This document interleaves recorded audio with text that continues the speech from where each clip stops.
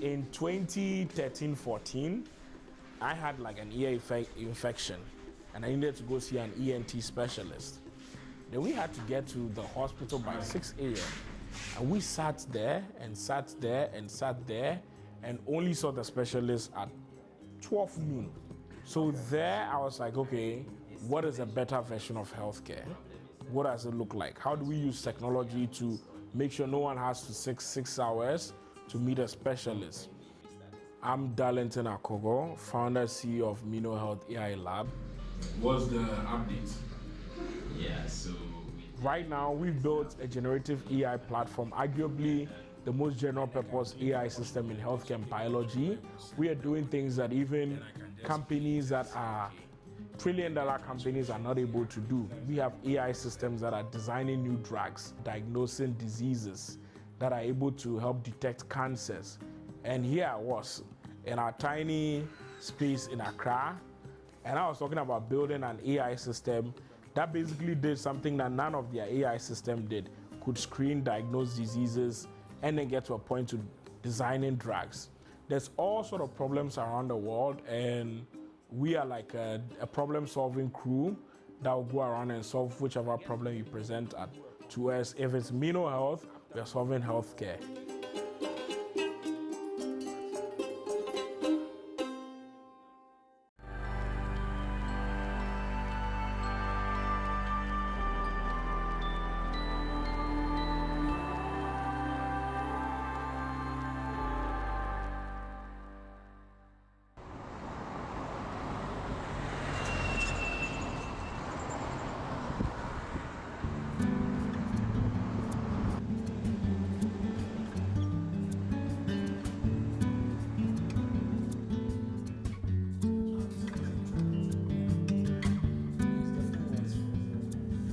Right now we have like a whole strategy of having an AI system that does everything in healthcare.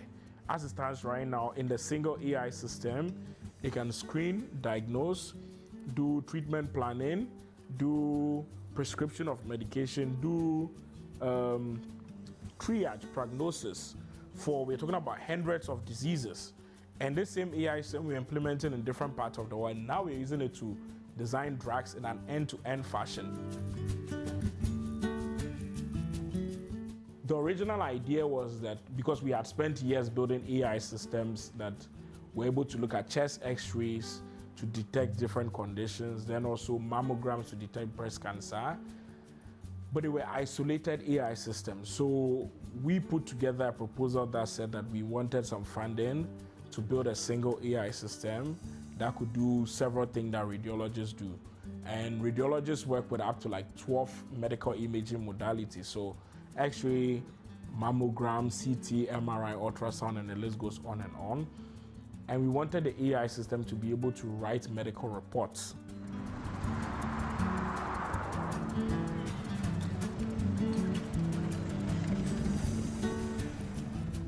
My CEO traveled to Kenya for a conference. So he met Mino there in Darlington, where they had a conversation about AI, how it can help us interpret and interact with our system, and then also interpret the X-rays and then the CTs we had from that same image. For it to interpret, especially the images, the X-ray, the scan, the ultra scans, so that it could really help the physicians to diagnose the patients well with a lot of findings, because we believe the AI could get more detailed than maybe human.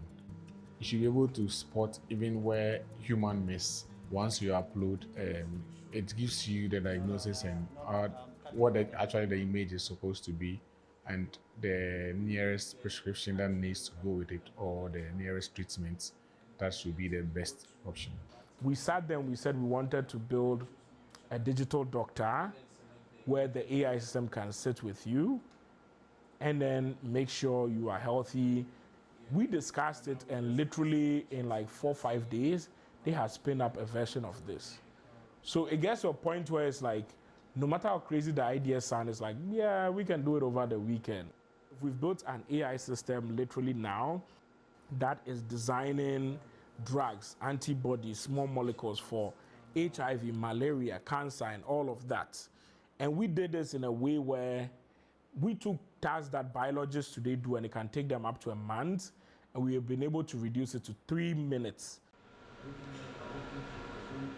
If, let's say, we take 2 radiologists, there's one radiologist who is saying that I'm going to do the work entirely by myself. I'm not going to use AI.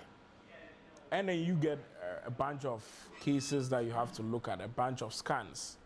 You have 200 scans to look at, and it's going to take you, let's say, 2 days to do that, right? Or let's say 2,000 scans is going to take you 2 days to do that, which is it's going to take you actually way more than that. But let's say 2,000 scans, 2 days. Now, someone is leveraging AI system. As currently, if Moremi drafts a medical report for you, it does that under 5 seconds. We're talking about, like, in some cases, in 2 seconds, you have a medical report, the draft of it for something as complex as breast cancer. And the AI system is giving you details of what it's seeing, or for ultrasound, neonatal ultrasound. And if this one is leveraging AI, so the cost of care has come down, so they're like, okay, you're spending less money, getting better healthcare, faster healthcare. Why would you go to the person that is charging you more? It's slow, and you're not getting the same level of accuracy. So you're going to see this across different sectors in enterprise. We realize our AI system can actually be used for clinical genomics. So you can give it your sequence data, and it's going to tell you that you have 80% chance of developing cancer in the next 5 years because you have a specific mutations in your gene that predisposes you to certain types of cancers. And then, assuming you had cancer and you had to come up with treatment planning, the AI system can say, based on your genetic profile, the most effective therapy for you to treat your cancer is chemotherapy versus some other type of treatment.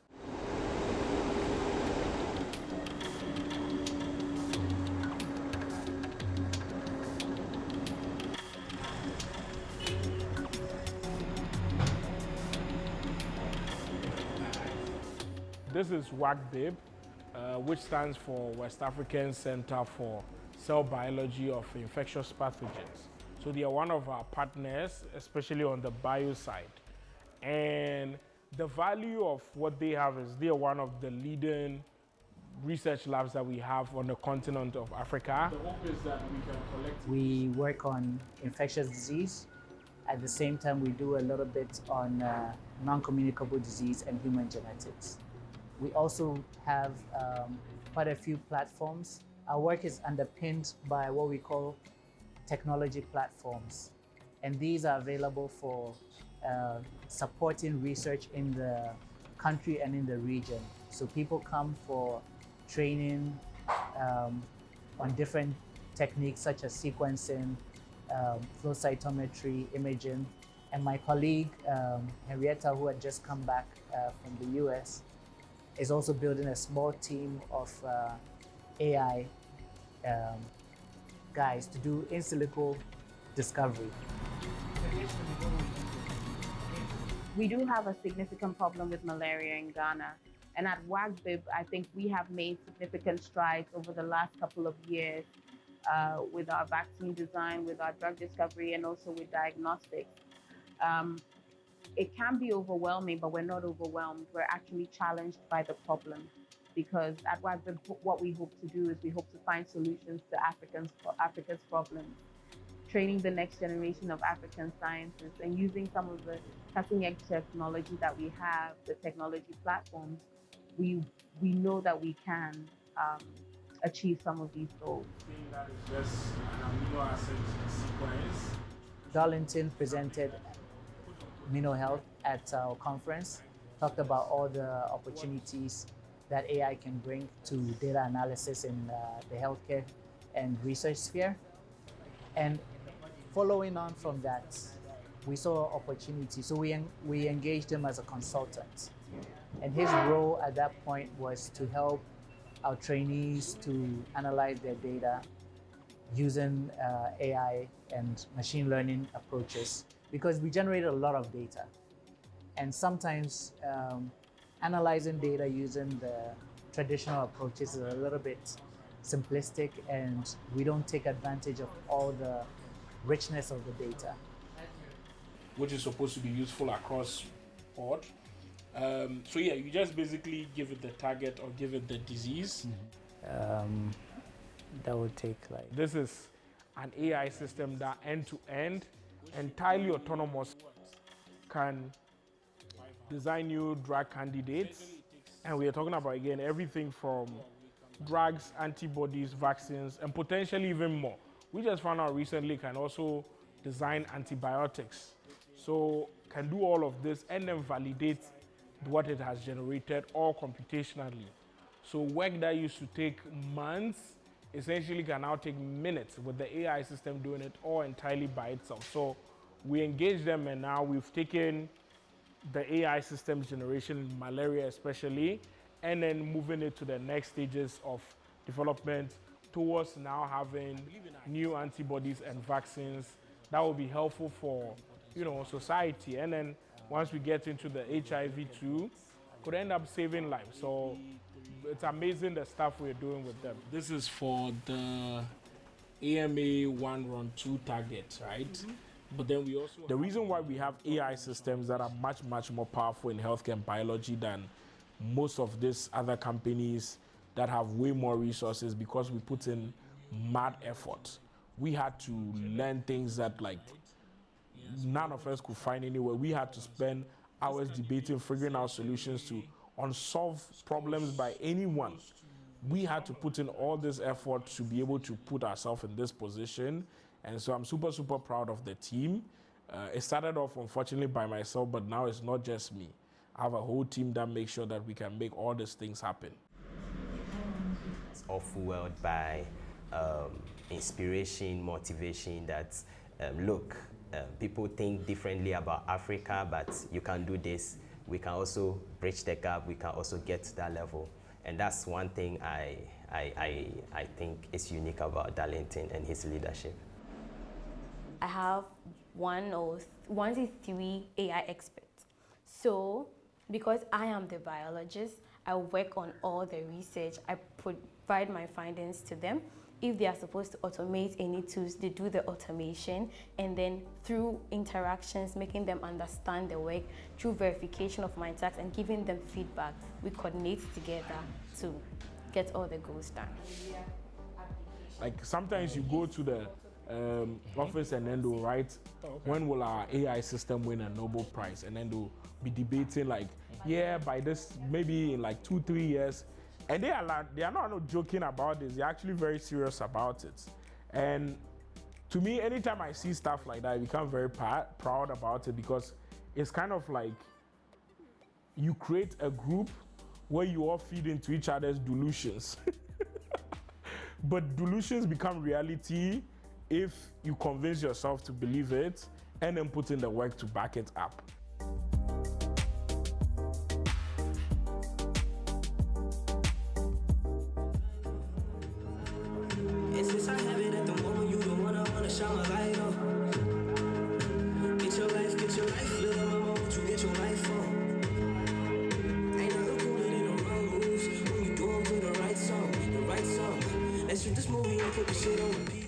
We have something we call the ecosystem. So we all come together, we call ourselves the ecosystem friends. So someone is in finance, someone is in tech, someone is in media, someone is in events. We come together, most of us are startups, you know, like young people trying to build something resourceful. So we come out, we share ideas, you know, we just have fun, we play games, but it's our way of networking and like keeping a close circle and sharing a lot of resourceful information amongst ourselves. And we've been coming here for every Friday night for the past almost 3 years. Regardless of whatever the situation is, we would still converge, no matter how busy our schedules are. So it's quite interesting how we keep this close circle going. I've taken so much information and from AI, especially from Darlington. You know, it has an intense arsenal of information. And for me, I'm more into media, communication, strategy, events. It's not my forte, but I've learned so much. You know, I've picked up on, you know, what are new things you're doing. I'll be able to put some of the AI tools to use myself. And I'm even privileged to sometimes test his new tools before he actually launches it. So it's a unique privilege that we share in this youth. Ambitious and competitive, but his competitiveness, or let me say how competitive he is so cool that it pushes you to also do more. Darlington is up there when it comes to the talent bar, right? And so seeing him rise to this level, it's not a shock to me at all. It's just like a testament to like all the good work that he's been doing in stealth mode, and seeing people who are really supportive. Like everybody wants to help you, and sometimes you feel like, this is too good to be true, right? But you hang out with these people and then you realize that everybody's really genuinely, supportive, because when they need help as well, they're gonna call on you, and that's how sweet the ecosystem is.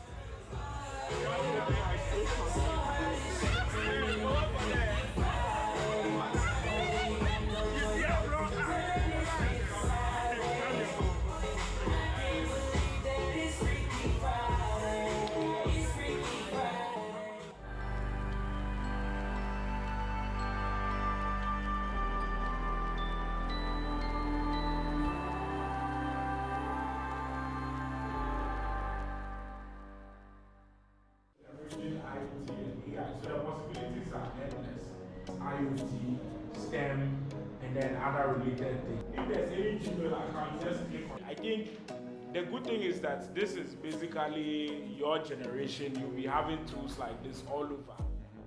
Darlington has been a very long time friend. We have sessions on advocacy on emerging technologies, and he usually comes to speak to the crowd when it comes to emerging technology and AI. So when we wanted to bring some AI into our product, we quickly engaged him, and he has been very fruitful and guiding, where we put an agreement together to be ensured that he build the AI system onto the platform where we can be able to build and also get the children to be able to use the AI in a more engaging way. According to the World Economic Forum, children who are in school now will end up with completely new jobs that doesn't exist yet. So the purpose of what we are doing is to get them to acquire the necessary skills that is required to empower them in the world of AI and robotics. So as they are learning now, they get the basic skills in coding, for instance, in robotics, for instance, and also build on the non-STEM skill sets like creativity, problem solving, critical thinking, collaboration and communication. Okay. What is the response you are getting? So we have the STEM Aid kit, and every information is being trained on the AI. So the children are basically trying to talk to the AI to understand the basic components in the STEM Aid kit. And this is first of its kind. So we seek to scale across the entire continent so that every child will have a companion AI to help them learn in a fun and engaging way.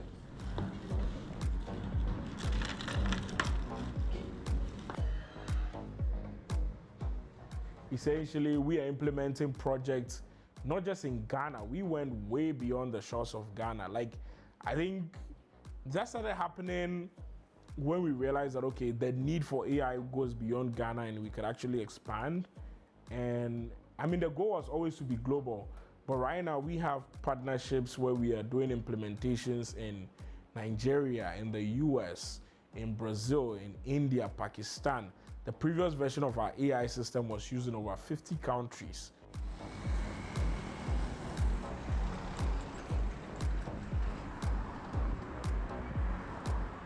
This is from AI Cannes Festival, which is now one of the biggest AI festivals in the world. This video, for example, is from Boston, from the Harvard Business School event.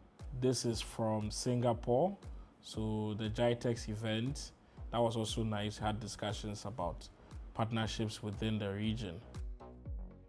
This was when we went to the Caribbean, specifically it was St. Kitts and Nevis, right? And so it was hosted by the Eastern Caribbean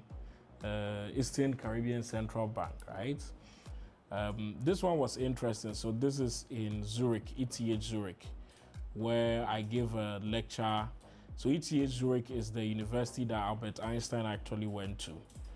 So being able to give a lecture there on AI was quite interesting, in the same place that Einstein went to. And then, you know, they had a lot of interesting questions that they asked.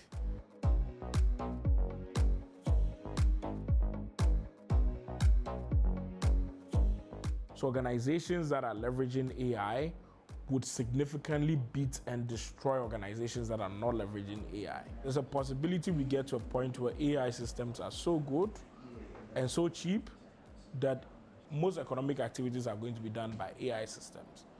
And if we get there, we need a solution. So some of the ideas that are being floated around are things like universal basic income. Because what happens if majority of the economy is essentially being run by a few AI companies? I don't want to create the false impression to people that, oh, no, don't worry, there's never a scenario where AI systems do not take away jobs. That is not true. There's a possibility where a percentage of jobs, like there's already reports showing that there are job losses to AI as we exist right now. And we are seeing this happen in different industries. There was a time when people were confident that, oh, the people that are going to be automated are people who do low-level tasks. The most guaranteed are creatives. They're never going to be automated because creativity is human ingenuity. And now I can prompt an AI system and it's going to create something that will take a human painter days of work. The AI system is going to generate it for me in seconds.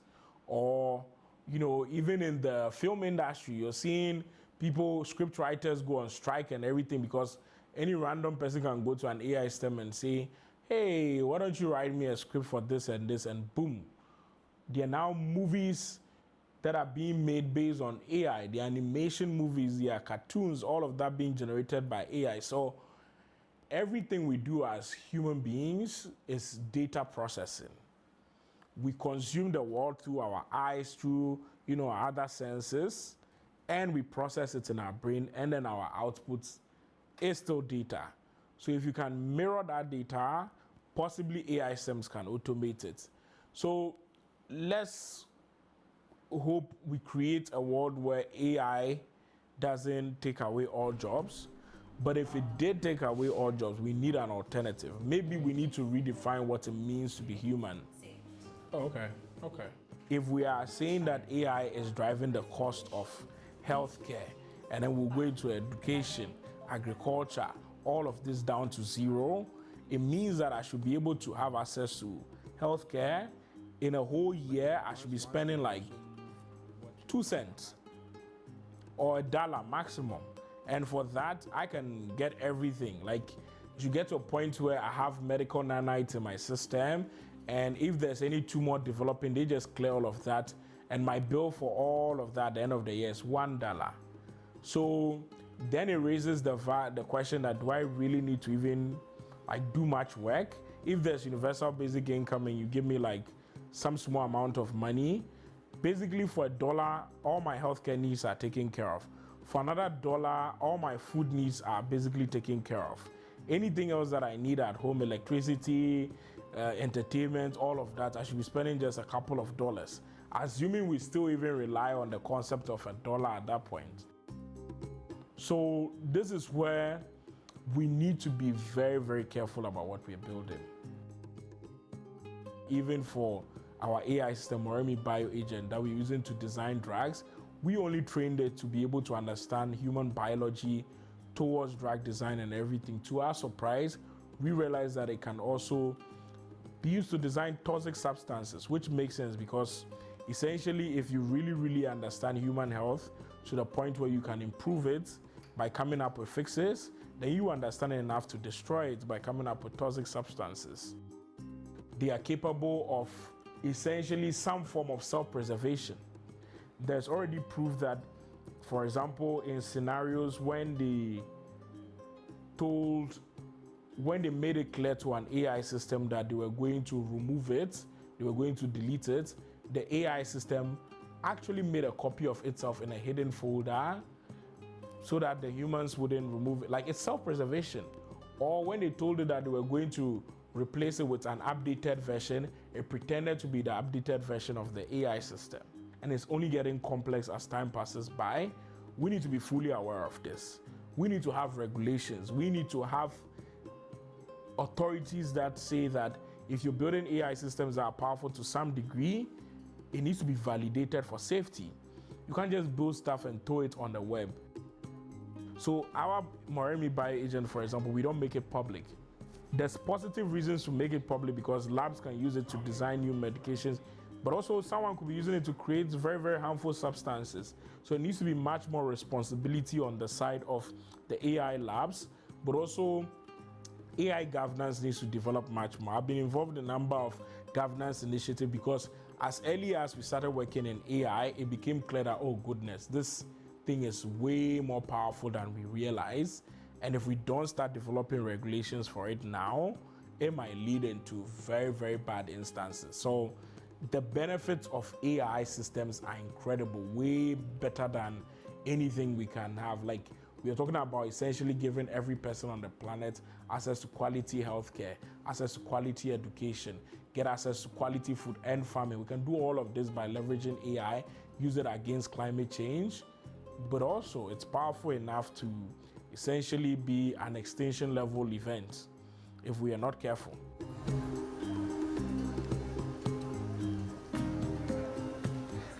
If we take, for example, the shortage of doctors in Ghana, is one doctor for, it used to be one doctor for every 10,000 people. Now it's one doctor for every, I think like 7,000, 8,000. That is not the worst. If you go to places like Malawi, it's one doctor for every 60,000 people. Much, much worse.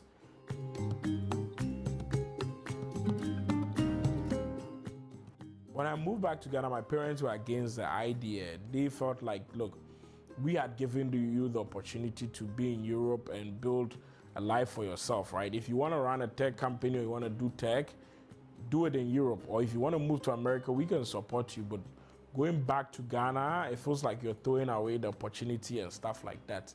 And I told them that, yeah, don't worry, I'm going to go to Ghana. All I need is like 6 months and it's all going to work out. Yeah, it did not take 6 months. I would have felt really horrible if I was sitting in the US having AI systems in a bunch of US hospitals, knowing damn well that in basically the country that I came from, the continent, the part of the world that I came from, where there is a much more need for better systems in healthcare, it was abandoned. So this is ground zero if you want to solve healthcare. It's right here in Africa, it's right here in Ghana, and that's why it makes sense to do it over here. But then it's still a global problem. And if you solve problems well enough, and if it works in one place, it's going to work in other places. For me, that's also the exciting thing about working in healthcare. There's direct impact of some of the things you do. You can see directly, like detecting cancer implies that like you have potentially just increased someone's chances of survival. You have just saved their life.